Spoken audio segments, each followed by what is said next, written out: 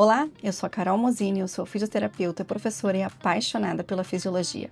E hoje eu vou te explicar de forma simples e clara sobre a fisiopatologia do edema como ninguém nunca te explicou antes. Você sabe que algumas pessoas ficam eventualmente ou até permanentemente com pernas inchadas, rosto inchado ou até um edema no pulmão e acha que está tudo bem, que vai passar, mas nem sempre está tudo bem. Existe toda uma fisiopatologia por trás disso e é sobre isso que a gente vai falar nessa primeira aula sobre o que é o edema.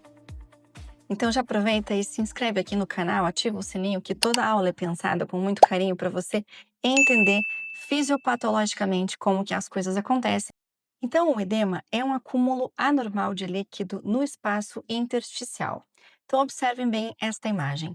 O normal é a gente ter uma estrutura parecida com isso, onde eu tenho a parte da epiderme, da pele lá em cima, o tecido subcutâneo aqui embaixo, com a parte depois de fáscia e músculo.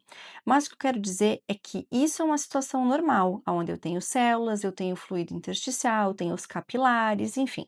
E quando eu tenho um edema, eu tenho um aumento desse espaço de interstício com acúmulo de líquido. E esse líquido pode ser com macromoléculas ou não, ou seja, com conteúdo proteico ou não. Mas o que interessa dizer é que aqui eu tenho um processo que está desregulado, não está mais regulado com as pressões necessárias para este ambiente que a gente vai entender agora. Então, o que é o edema? O edema não é uma gordura. O edema é um acúmulo de líquido no subcutâneo, no espaço intersticial. Então, novamente, eu tenho uma outra imagem, agora um pouco mais fiel, aonde aparece a pele, aonde aparece toda aquela camada dérmica, onde tem o folículo piloso, as glândulas sudoríparas, as glândulas sebáceas aqui do sebo do pelo, e aqui embaixo eu tenho a parte do subcutâneo, e é nesse espaço aonde eu vou ter um líquido intersticial acumulado de forma excessiva. Isso pode ser por causa local ou pode ser por causa sistêmica. Então, por exemplo, quando eu tenho por motivos sistêmicos, eu posso ter até problemas renais envolvidos, como aqui nesse exemplo, onde o rim perde uma capacidade de excretar os líquidos do nosso corpo e começa a sobrecarregar o nosso corpo com esse líquido que começou a ficar acumulado ali. Ou então pode ser simplesmente um problema circulatório, onde o líquido está escapando dos nossos vasos para o espaço intersticial, para esse subcutâneo, e ele vai ficar ali e não consegue sair deste local. Então, eu tenho um problema local e não sistêmico. Mas entendam, a gente pode ter edema por esses dois motivos. Então, quando eu vou pegar um pedacinho desse tecido e vou olhar ao microscópio, o que eu enxergo é isso que eu estou vendo aqui. Então, aqui vocês estão vendo, me acompanhem na imagem, ó. Aqui estão as células, então eu tenho aqui uma artéria, aqui chega no tecido, né, que vai se ramificando em artérias de pequenos calibres, arteríolas, e vai liberar aqui nesse interstício oxigênio, nutrientes, tudo que tem de bom através do nosso sangue arterial vai ser liberado aqui nesse tecido. E da mesma forma vai pegar os dejetos do metabolismo, excesso de gás carbônico, dejetos, ureia, enfim, isso vai retornar para dentro do vaso, aí nesse momento se transformou em uma veia que vai carregar o sangue desoxigenado, né, a gente chama o nosso sangue venoso. Então isso vai voltar. O que eu quero que vocês entendam é que esta troca acontece o tempo todo no nosso organismo. Então todos os dias, a todos os segundos está acontecendo essa troca do líquido dos capilares com o líquido intersticial. Então, sai e entra, e isso acontece por um processo altamente regulado. Esse líquido que vai voltar pelas vênulas de pequeno calibre, depois vai se transformando em veias de médio calibre, até se transformar nas veias de grande calibre, e vai fazer o retorno venoso do sangue para o nosso coração. Eventualmente, qualquer excesso que ficar aqui, que houver uma mínima desregulação, vai voltar pelo sistema linfático, como aqui está mostrando os capilares linfáticos, ou agora atualmente chamado de vasos linfáticos iniciais. Isso vai ser reabsorvido pelo sistema linfático, incorporado depois, mais tardiamente, na circulação sanguínea e vai sair lá no formato de urina, por exemplo, ou mesmo na nossa respiração, como a gente sabe das nossas eliminações de líquidos, ok? Então, esse é um processo normal e que acontece todos os dias com todas as pessoas. Então, olhando um pouquinho mais detalhado, né? Então, eu tenho uma extremidade desse vaso arterial, né? Que é o capilar. Então, eu tenho aqui a parte arterial que está chegando, fazendo essa troca com o fluido intersticial, e essas trocas são altamente reguladas e balanceadas, e o que não é aqui, o que não retorna para dentro desse vaso vai ser reabsorvido pelo capilar linfático que está aqui embaixo, como a gente comentou anteriormente.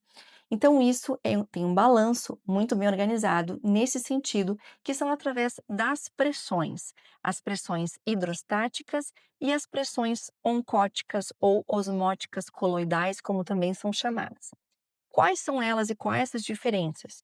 Então, eu tenho pressão hidrostática, eu tenho a pressão hidrostática do interstício, a do capilar, a pressão oncótica do interstício, do capilar, e isso aqui tem que estar super regulado, mas isso é assunto para a próxima aula. Aqui eu vou só dar uma pincelada de leve para entender que quando eu tenho um desequilíbrio nas forças de Starling, ou seja, neste equilíbrio entre essas pressões hidrostática e oncótica, quando se desequilibra isso, pode acontecer um acúmulo de líquido no interstício, configurando então o edema, como a gente está conversando nessa aula aqui.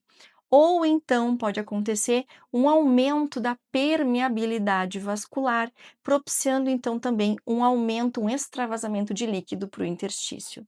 Então, em condições normais, eu tenho um equilíbrio. Aqui está mostrando a pressão hidrostática do capilar e a pressão oncótica do capilar, as proteínas, e eu também tenho a do interstício, que também vai acontecer simultaneamente com isso tudo, como a gente vai comentar na próxima aula, tá? Então, quando eu tenho um aumento dessa pressão hidrostática, é que eu tenho um extravasamento desse líquido para o espaço intersticial, ou então eu tenho uma redução da pressão oncótica referente às proteínas plasmáticas que ficam aqui dentro, né? E eu também posso ter uma situação de inflamação no meu corpo, aonde vai ter um aumento dessa permeabilidade, um extravasamento de líquidos com proteínas para esse interstício, e aqui o edema já começou a configurar um edema com macromoléculas, quando eu tenho proteínas nesse interstício também. Então, para vocês terem um pequeno exemplo por enquanto, quando eu tenho um aumento da pressão hidrostática, por exemplo, em casos de trombose venosa profunda, onde eu tenho muito líquido dentro do vaso e começa a propiciar um extravasamento por aumento de pressão, então eu tenho um aumento da ultrafiltração, ou em casos de insuficiência cardíaca congestiva. E qual é um exemplo de uma redução de pressão oncótica, né, ou osmótica coloidal reduzida? Um exemplo em casos de queda de valores de albumina, aonde vai me faltar proteínas dentro desse vaso. Lembrem que aonde eu tenho proteína, a proteína chupa a água para perto dela, como se fosse uma esponja, ela atrai moléculas de água. Então, quando eu tenho redução dessa quantidade de proteínas dentro do vaso, naturalmente me facilita o extravasamento, porque eu não tenho proteína para segurar esse líquido dentro dos meus vasos. Então, sempre quando eu tiver um paciente ou uma pessoa que tiver com edema, esse edema pode ser em membros inferiores, pode ser em membros superiores, pode ser no rosto, pode ser em qualquer lugar, mas é muito comum em membros inferiores. Então, sempre que eu tiver uma pessoa com pés inchados, algum motivo tem. Não é, tá inchando e vamos ficar assim, vai ficar tudo bem, daqui a pouco vai passar. Talvez não passe, então é preciso que se investigue e se entenda o que está acontecendo ali, porque sempre que existe edema, existe uma causa por trás disso e essa causa precisa ser entendida. Não é normal ficar com as pernas inchadas e tampouco esperado que fique assim naturalmente. Existe um motivo e esse motivo tem que ser corrigido para que o paciente não possa ter sequelas deste acúmulo de líquido nesse interstício por muito tempo.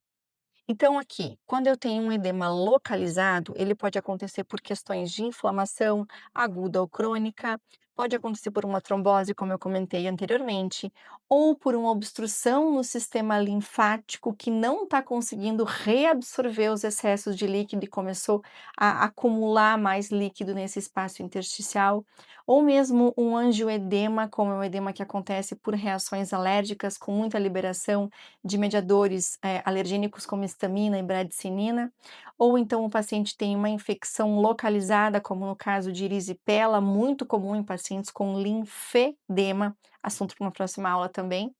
O edema sistêmico pode ser por uma insuficiência cardíaca congestiva, como eu comentei, que aumenta a ultrafiltração, ou por uma redução de albumina, por uma redução de pressão oncótica, como eu também comentei, como acontece em síndromes nefróticas, por exemplo.